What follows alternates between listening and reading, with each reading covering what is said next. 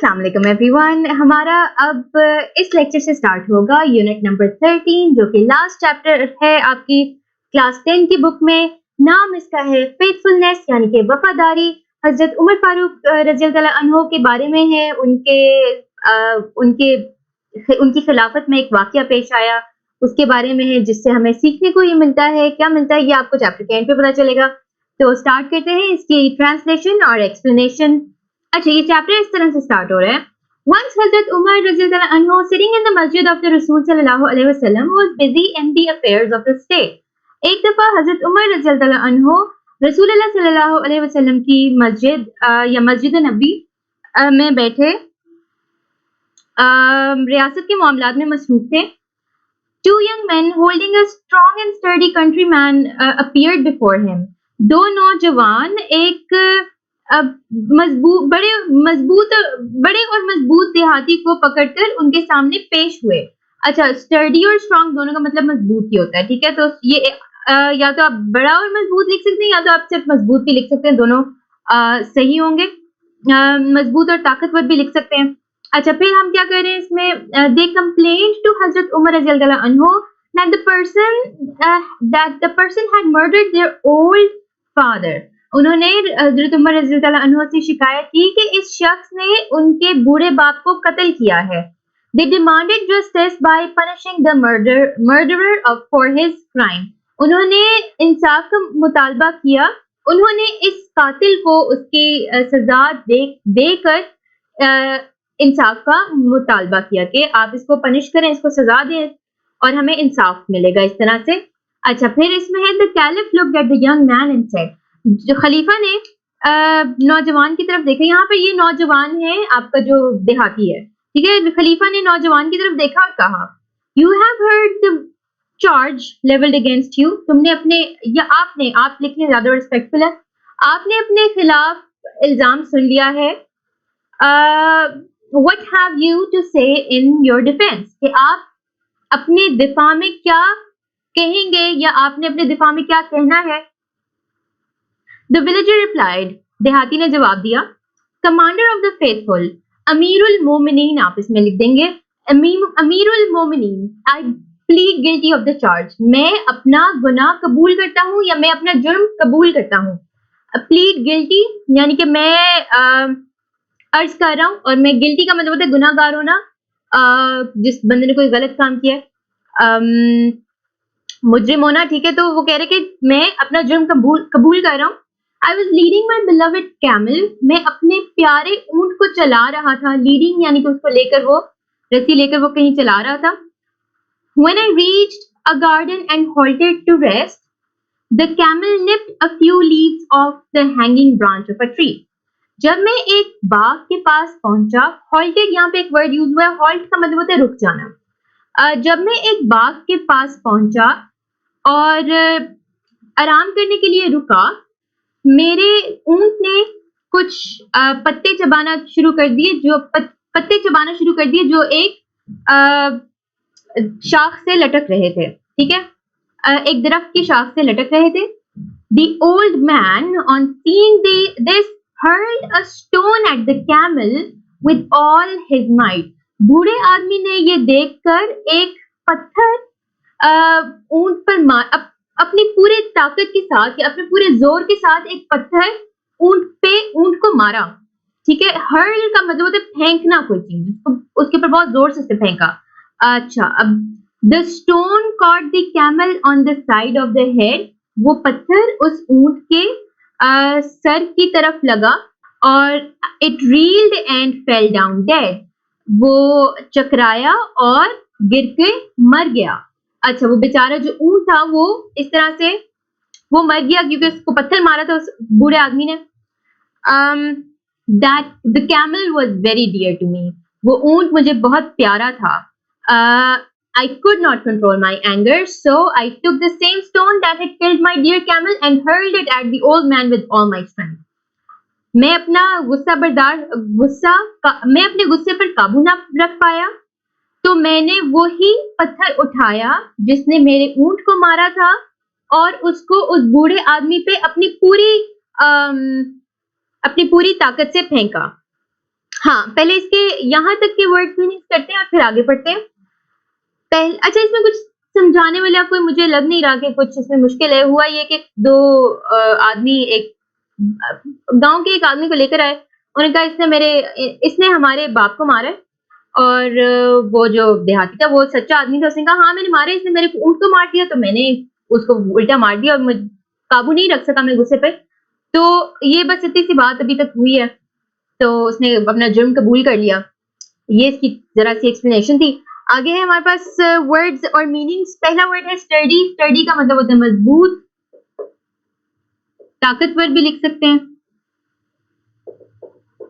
और स्ट्रॉन्ग जैसे मैंने आपको बताया। फिर है कंट्रीमैन, देहाती। विलेजर। अगला वर्ड है डिमांडेड। डिमांड का मतलब होता है मुतालबा करना। वैसे तो ये रिक्वेस्ट में आता नहीं है, लेकिन क्योंकि हम बात करें कि वो खलीफा से बात कर रहे थे, तो हम इसमें रिक्वेस्ट भी लिख सकते हैं और इसमें हम ऑर्डर लिख सकते हैं, लेकिन एक जनरल बात आगे ना, जनरल सिनोनिम में ऑर्डर आ जाएगा। फिर है डिफेंस। डिफेंस का मतलब होता है दिफा, कि अपने लिए, अपनी फेवर में या इस बात के खिलाफ आप क्या बात करेंगे। प्रोटेक्शन, जनरल इसका सिनोनिम आ जाएगा प्रोटेक्शन। फिर अगला वर्ड है प्लीड गिल्टी। प्लीड गिल्टी का मतलब है जुर्म कबूल करना।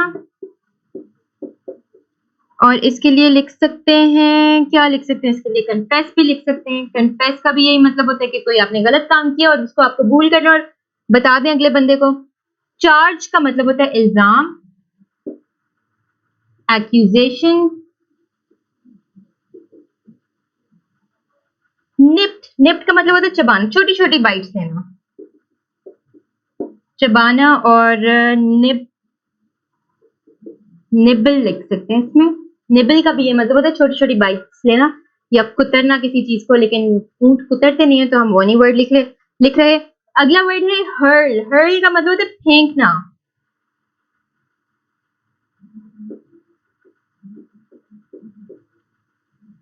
टू थ्रो लिख रहे हैं इसमें। माइट का मतलब होता है ताकत। वैसे तो ये मॉडल वर्ड भी है, लेकिन माइट ताकत के तौर पे भी यूज होता है। और इसमें लिखना है स्ट्रेंथ।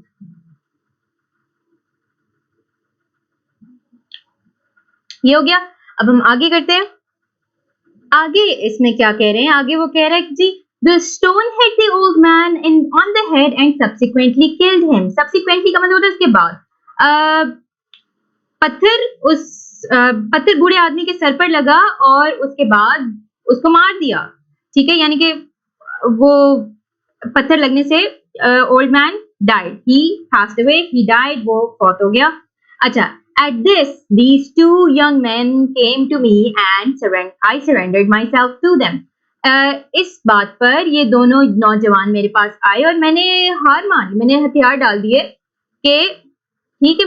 अब और वो क्या कर सकते, उसने एक जुर्म किया और वो उसने अपने आप को उनके हवाले कर दिया। ये भी लिख सकते हैं मैंने अपने आप को इनके हवाले कर दिया, मैंने हार मान ली, मैंने हथियार डाल दिए। हार मान ली छोड़ दें, हथियार डाल दिए, या मैंने अपने आप को इनके हवाले कर दिया। अच्छा, अब कैलिफ, आगे डायलॉग है। डायलॉग में क्या कह रहे हैं जी, वो डायलॉग में कह रहे हैं caliph as you have confessed your crime there is no need for witnesses. चूंकि तुमने अपना जुर्म कबूल कर लिया है, गवाहों की कोई जरूरत नहीं है। आई एक्सेप्ट, अच्छा नहीं, you are therefore sentenced to death. अलबत्ता तुम्हें सजाए मौत दी जाती है। अलबत्ता तुम्हें सजाए मौत दी जाती है। Villager, I accept this sentence but request you to delay the execution for 3 days. मैं ये सजा सेंटेंस, अच्छा सेंटेंस, डेथ सेंटेंस का मतलब होता है सजाए मौत। सेंटेंस का वर्ड हम सजा के तौर पे भी इस्तेमाल करते हैं। Sentence of 3 years, 4 years, 5 years, यानी कि 3, 4, 5 साल की सजा सेंटेंस। सजा के तौर पे भी वर्ड यूज होता है, याद रखिएगा इसको, ठीक है। तो अब वो क्या कह रहे हैं, I accept this sentence but request you to delay the execution for 3 days। मैं ये सजा कबूल करता हूँ लेकिन मैं आपसे दरख्वास्त करता हूँ कि ये सजा, इस सजा में 3 दिन की ताखीर कर दीजिए। Caliph, why do you ask for delay in the execution of the sentence? तुम इस सजा की जो सजा के लिए, इस सजा की ये में ताखीर क्यों मांग रहे हो? तो विलेजर अब क्या कह रहे हैं, my father on his death left some gold for my younger brother who is too young to be told about the place where I hid it. मेरे वालिद ने अपने मौत के वक्त पे कुछ मेरे छोटे भाई के लिए कुछ सोना दिया था या सोना छोड़ा था, जो कि बहुत अभी छोटा है ये जानने के लिए कि मैंने वो कहाँ छुपाया है, ठीक है।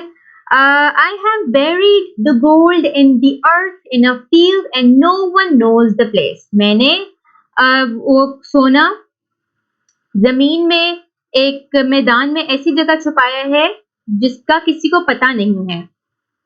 If my brother on account of my death does not get his due share, I shall be called to account on the day of judgment for being dishonest। अगर मेरे भाई को मेरे मौत पे उसका हिस्सा नहीं मिलता, उसका वाजिब हिस्सा नहीं मिलता, मुझे इस बात पर क़यामत के दिन मुझसे सवाल होगा, मुझसे बेईमान होने पर सवाल होगा। यानी कि अगर मेरी मौत पर मेरे भाई को नहीं पता चलता या मेरा भाई अपना वाजिब हिस्सा नहीं पाता या उसको नहीं मिलता, तो मुझे क़यामत के दिन बेईमान होने पर मुझसे सवाल किया जाएगा, ठीक है। तो बेसिकली उसने कहा कि जी मैं सजाए मौत एक्सेप्ट करता हूँ, जी मैंने मर्डर किया, मैं कातिल हूँ, लेकिन मुझे 3 दिन का टाइम दे दें जी, क्योंकि मैंने क्या करना, मैंने अपने भाई को उसका जो हिस्सा है वो किसी यकीन वाले आदमी के पास देना है, किसी ट्रस्टी को देना है, किसी जिम्मेदार आदमी को देना है कि जब वो बड़ा हो जाए तो उसको वो सोना उसका मिल जाए। जी आगे उसमें वो कह रहे हैं कि be kind and grant me 3 days time, रहम कीजिए और मुझे 3 दिन का वक्त दे दीजिए। After handing over the gold to the trustee I will return to face that. सोना किसी अमीन आदमी को देकर, अमीन लिख ले इस पे, अमीन आदमी को देकर मैं मौत का सामना करने के लिए वापस आ जाऊंगा, ठीक है। और ठीक है, अच्छा अब यहाँ तक के जो हमारे वर्ड्स मीनिंग्स हैं पेज 151 के फर्स्ट पैराग्राफ तक के, उनको करते हैं सॉर्ट। रील, चकराना,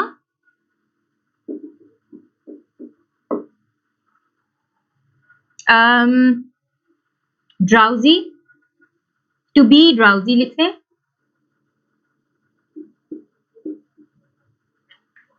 सब्सिक्वेंटली का मतलब होता है इसके बाद,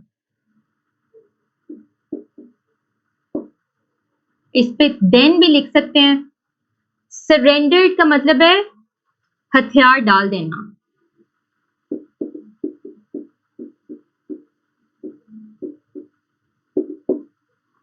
to give up, to give in कर लें।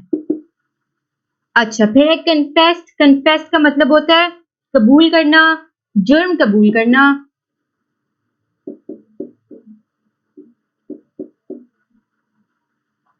एडमिट नहीं, प्लीड गिल्टी, प्लीड गिल्टी कर लें जैसे पहले लिखा हुआ था। फिर है डिले, डिले का मतलब होता है ताखीर करना।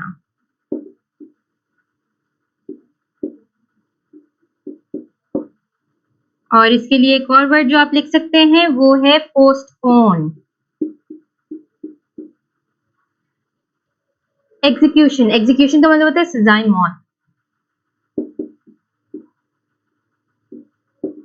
या इसमें ये भी लिख सकते हैं कि एग्जीक्यूट करना यानी कि कोई काम सर अंजाम देना, ठीक है। यानी कि उसको ये सजा मिल गई है, ठीक है, सजाए मौत उसको मिल गई है, तो उसकी एग्जीक्यूशन कब होगी, यानी इस सजा को एग्जीक्यूट कब किया जाएगा, इस सजा को सर अंजाम कब दिया जाएगा, ठीक है। तो एग्जीक्यूशन को हम ये भी कह सकते हैं to take out the sentence, यानी कि उसको सर अंजाम देना। अच्छा फिर आगे है वर्ड बेरीड, बेरीड का मतलब होता है दफना देना।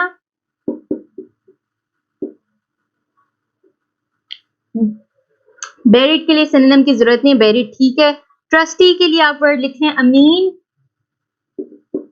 और ट्रस्टी के लिए भी वही होता है कि कोई गार्डियन लिख सकते हैं, गार्डियन। फिर है श्योरिटी, श्योरिटी होता है जमानत, कि किसी कोई इसकी जमानत दे, श्योरिटी के लिए भी हम कुछ नहीं लिख रहे, ठीक है। श्योरिटी जमानत। अच्छा, ये आगे है वर्ड, अभी आएगा, तो इसको हम आगे पढ़ना शुरू करते हैं, देखते हैं आगे क्या होता है। पेज 151 का जो सेकंड डायलॉग है उसमें क्या है, कैलिफ यानी कि खलीफा क्या कहते हैं, have you anyone who can stand as a surety and who will be willing to suffer death if you fail to return. क्या तुम्हारे पास कोई शख्स है जो तुम्हारी जमानत दे और जो मौत, सजाए मौत ले सके अगर तुम वापस ना आओ। तो ये खलीफा ने उनसे सवाल किया उस बंदे से, विलेजर से, और विलेजर जो देहाती था उसने क्या किया, looking at the people present in the fort and pointing to हजरत अबू जर गफारी। उसको आप ऐसे लिखेंगे कि दरबार में मौजूद लोगों की तरफ देखते हुए हजरत अबू जर गफारी की तरफ इशारा करता है, this gentleman will stand as my surety, यानी कि ये शख्स, ये जनाब या ये शरीफ इंसान, ये शरीफ शख्स अब मेरी जमानत देंगे। कैलिफ, खलीफा, एड्रेसिंग हजरत अबू जर गफारी, हजरत अबू जर गफारी से मुखातिब होते हुए, do you agree to stand as surety, क्या तुम इसकी जमानत देते हो।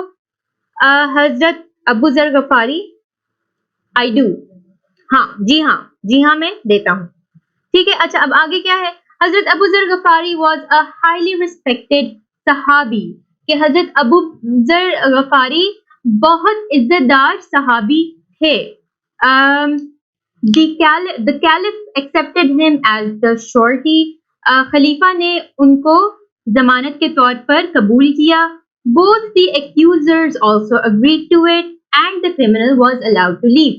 दोनों इल्जाम लगाने वाले लोग भी मुत्तफिक थे और मुजरिम को जाने की इजाजत मिल गई। The third day dawned, the accusers and the surety were present at the masjid of the Rasul sallallahu alaihi wasallam, के तीसरा दिन आ गया, dawned का मतलब होता है निकल आया, तीसरा दिन चढ़ आया या तलू हो गया। इल्जाम लगाने वाले लोग और जमानत देने वाले शख्स, यानी श्योरिटी जमानत देने वाला होता है, ठीक है, श्योरिटी के तौर पर देना, जमानत देने वाले शख्स मस्जिद नबी में मौजूद थे सल्लल्लाहु अलैहि वसल्लम।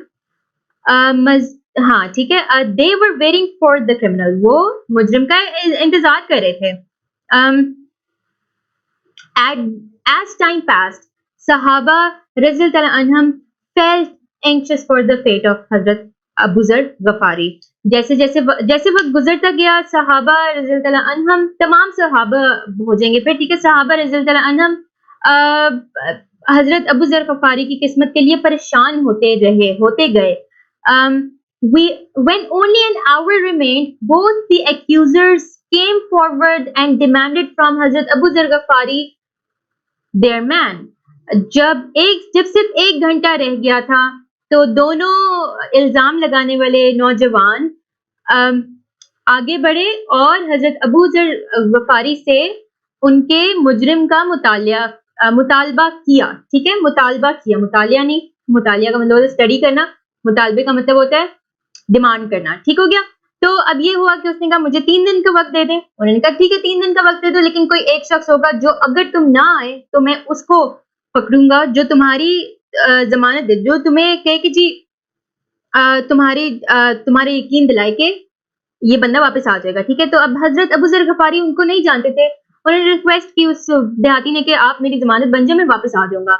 और अब क्या हो गया, 3 दिन गुजर गए हैं, सब लोग दरबार में मौजूद हैं और क्या हो रहा है, और वो बंदा अभी तक नहीं आया। तो जो इल्जाम लगाने वाले जो नौजवान थे, जो एक्यूजर्स थे, वो आगे आए, उन्होंने कहा जी किधर है हमारा जो बंदा जिसको सजा देनी है। तो अब तक ये हुआ है, आगे पढ़ते हैं। अच्छा, पेज नंबर 151 पे आगे हजरत अबू जर गफारी रज़ियल्लाहु अन्हु का डायलॉग है, वेट अ लिटिल मोर, थोड़ा और इंतजार कीजिए, देयर इज स्टिल टाइम, अभी भी वक्त है. If he does not come, I will give my life in his stead to fulfil the justice.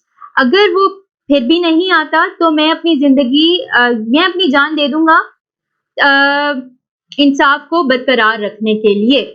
अच्छा, अब caliph Khalifa, in case the murderer does not return the law will have its force. अगर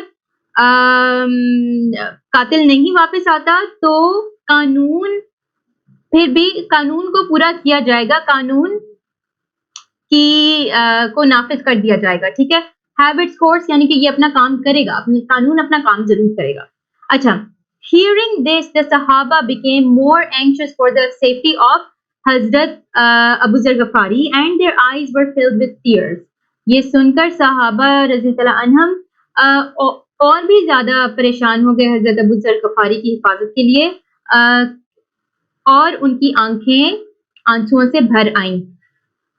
Some requested the accusers to accept blood money. कुछ लोगों ने इल्जाम लगाने वालों से दरख्वास्त की कि खून बहा के पैसे आप कबूल कर लें. ठीक है, बट दे रिफ्यूज, लेकिन उन्होंने मना कर दिया.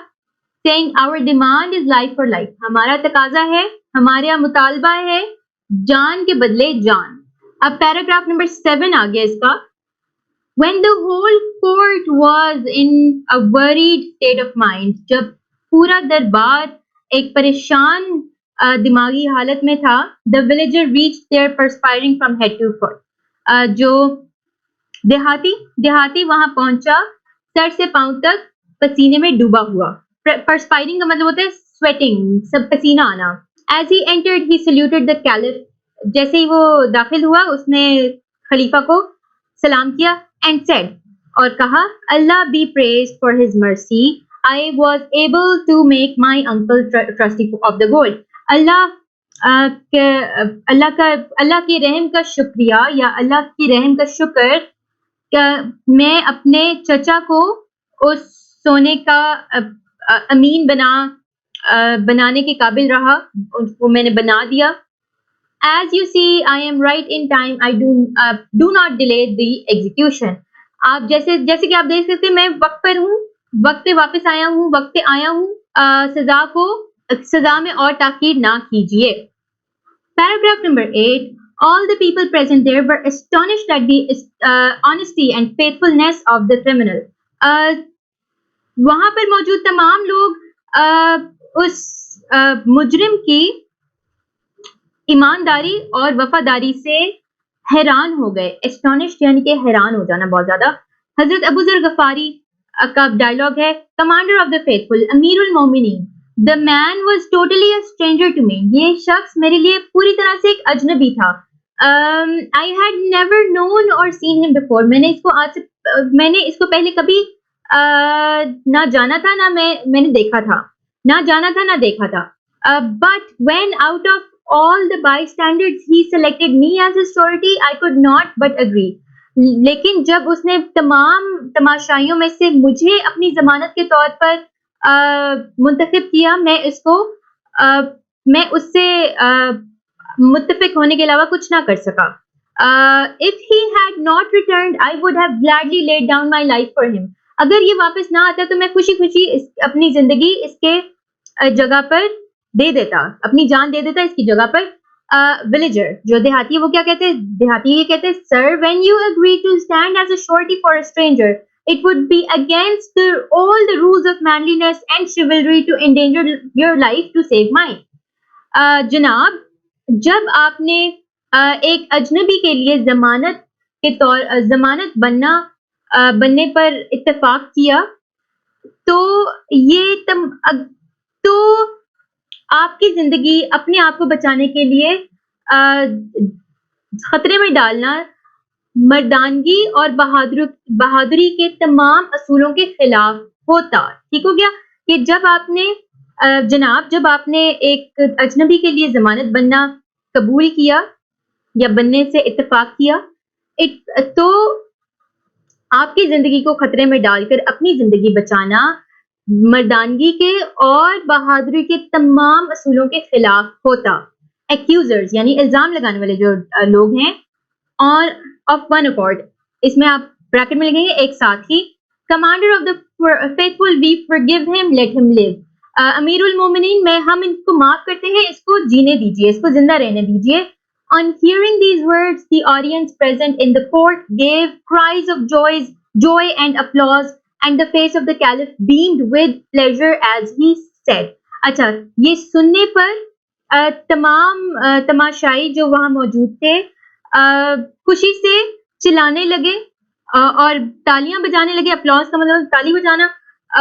And the face of the caliph beamed with pleasure, और खलीफा का चेहरा खुशी से चमकने लगा. बीम का मतलब है चमकना, चमकने लगा. और उन्होंने कहा एज ही सेड, वैसे इसमें एंड नहीं आ रहा, इसमें आप वैसे उर्दू में ऐड कर सकते हैं एंड ही, यानी और उन्होंने कहा यंग मैन, नौजवानों, the blood money will be paid to you from the people's treasury, खून बहा का पैसा आपको बैतुल माल में से पे कर दिया जाएगा, बैतुल माल में से दे दिया जाएगा. And Allah will reward you for the goodness on the day of judgement, और अल्लाह आपको क़यामत के दिन इस अच्छाई का इनाम भी देगा. एक्यूजर्स यानी कि जो इल्जाम लगाने वाले लोग थे, इल्जाम लगाने वाले नौजवान, पूरा ये लिख दें, इसमें पूरा यही आएगा. एक्यूज का मतलब होता है इल्जाम लगाना, एक्यूजर के लिए आप इल्जाम लगाने वाला शख्स कह सकते हैं. अच्छा, कमांडर ऑफ द फेथफुल अमीरुल मोमिनीन, we forgave him as forgiveness is divine. हम डिवाइन का मतलब अल्लाह की तरफ से, हमने उसको इसलिए माफ किया क्योंकि माफी अल्लाह की तरफ से होती है. and therefore we respectfully refuse to accept any blood money. इसलिए हम किसी भी किस्म की नहीं, हम किसी भी खून बहा के पैसे कबूल करने से इनकार करते हैं. ठीक हो गया.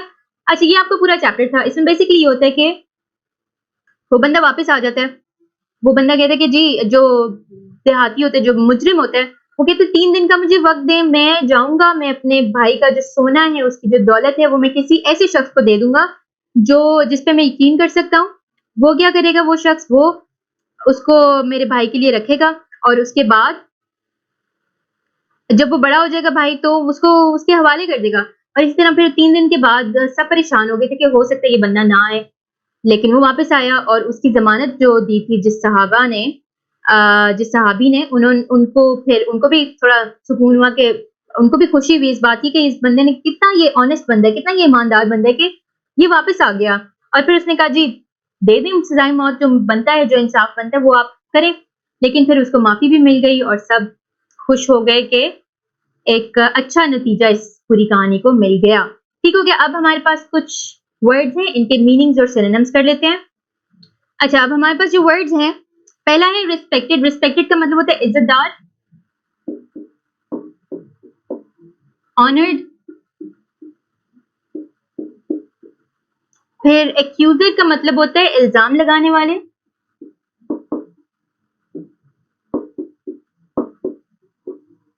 और इसमें हम लिख सकते हैं कंप्लेनेंट, यानी कि जो शिकायत लेकर आया होता है बंदा, उसको हम कंप्लेनेंट भी कह सकते हैं. एंक्शियस का मतलब होता है परेशान,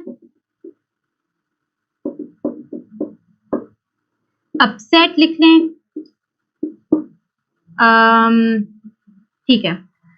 परस्पायरिंग का मतलब होता है पसीना आना, पसीने में भीगा हुआ. स्वेटिंग लिख लें. फिर आगे है एस्टोनिश्ड. एस्टोनिश का मतलब है हैरान. एस्टाउंडेड. एस्टाउंडेड का भी मतलब होता है बहुत ज्यादा हैरान होना. बाईस्टैंडर तमाशाई. ऑडियंस कर लें इसको. शिवलरी का मतलब होता है बहादुरी, और ब्रेवरी कर लें.